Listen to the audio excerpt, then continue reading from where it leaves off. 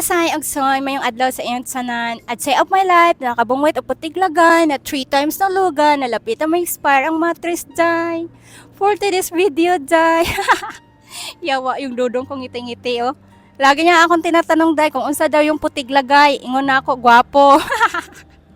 Lagi yang ini-explain day kung unsang puti lagay day. Ingnan na ako siya gwapo. So, mao na day. By the way mga say ug say kay lapit naman December, Marso na taron day pila na lang kabulan is December na. My goals is gusto ko lang magpasaya ng mga bata sa December. Gusto ko lang mamimigay ng konting regalo kasi alam ko naman hindi lahat ng mga bata ay mabigyan ng regalo ng mga parent nila lalo na pag mahirap tayo, pag mahirap yung buhay natin. So ngayon mga sayog soy, ngayon pa lang is paghandaan ko na ito kasi last year day, first time ko nagpa-Christmas party day. Sobrang rush na yung day, sobrang rush.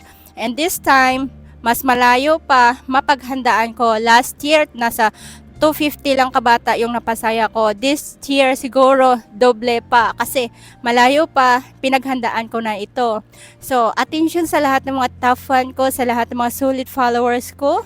So, ito masasabi ko kung mayroon kayong anak na 5 years old to 12 years old dyan. Kung ano yung mga anak nyo dyan is mag-drop kayo ng name nila, edad ninyo, at saka yung location nyo. Dahil sa video na ito, babalikan ko dito at ililista ko yung mga anak ninyo na mabigyan ko ng regalo para naman maging masaya sila sa pagdating ng Christmas. Yan lang po yung goals ko, pasayan yung mga bata at makabigay ng regalo. Kasi nang bata ako dahil hindi ko to naranasan. So ngayon, bawi-bawi yung inda nyo. Pwede po kayo, basta malapit lang kayo sa location namin, pwede po kayong mag-comment dito, edad ng bata nyo, pangalan, at saka address. Importante yung address dahil. So, yan lang po kasi 'di ba sabi nila, share your blessing. Charot.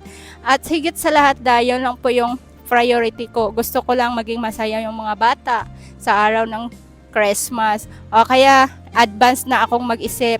Kasi last year talaga dahil na overhang yung utok ko dahil first time ko nagpagawa ng Christmas party at sobrang rush your day. So ngayon pa lang, mas maaga pa, mas marami tayong bata mapasaya. Kaya sa lahat ng mga followers ko, sa lahat ng top fan ko, i-comment na yung mga anak nyo dyan, yung mga pangalan ng mga anak nyo, yung nasa 4 to 12 years old Zay, yung kaya, okay?